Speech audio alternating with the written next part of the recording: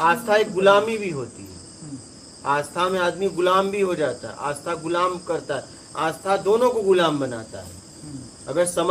अगर नहीं है, ठीक है, आस्था लालच में हो गई, आस्था नाम सूरत पैसे के लिए हो गई, आस्था उसके रहन सहन ढंग से हो गई, तो दोनों को गुलाम बनाएगा, दोनों को गुलाम बनाएगा। जैसे महाराज जी से अभी घटना बता रहा हूँ, महाराज जी से मैंने कुछ पूछा इनसे कि आपको मतलब आप निकलो, कहीं बधे वगैरह नहीं हो? तो महाराज जी ने कहा नहीं। हाँ महाराज जी, आपने क्या बोला था?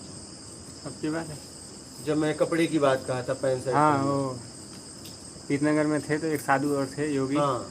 तो ऐसी चर्चा चलने लगी तो मान की बात आई।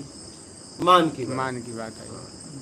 तो वो योगी बोले कि चर्चा उन्हीं से चल रही थी, बोले अब मैंने साधु भेष ले लिया तो अब मुझे मान तो चाहिए नहीं। वो मौन थे, तो उन्हीं का सपोर्ट हमने भी कर दिया। बोले हाँ गुरु जी सही बात है, मान की अब क्या ज़रूरत है, जब निकल गए हैं संन्यास ले लिया। तो आप बोले अच्छा, अब भी बोल रहे हैं हमने हाँ। तो कुछ देर बाद आप बोले ठीक है चलिए हमारे साथ में, ये कपड़े उतार के पैंट शर्ट पहन लीजिए और गाँव में घूमते हैं। तो अब इस पर हम दोनों चुप हो गए कि अब पैंट शर्ट कैसे पहन रहे ये लोग। अब इनकी आस्था ने मतलब एक गुलाम बना दिया। हाँ।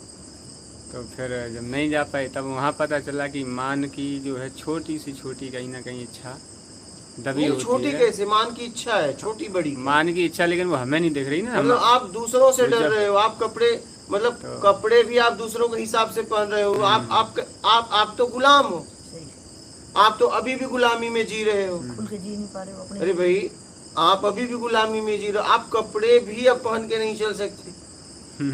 क्या मैं उसको नकली बना कहूँ क्या? किसको मतलब हाँ, कहीं छिपा हुआ है।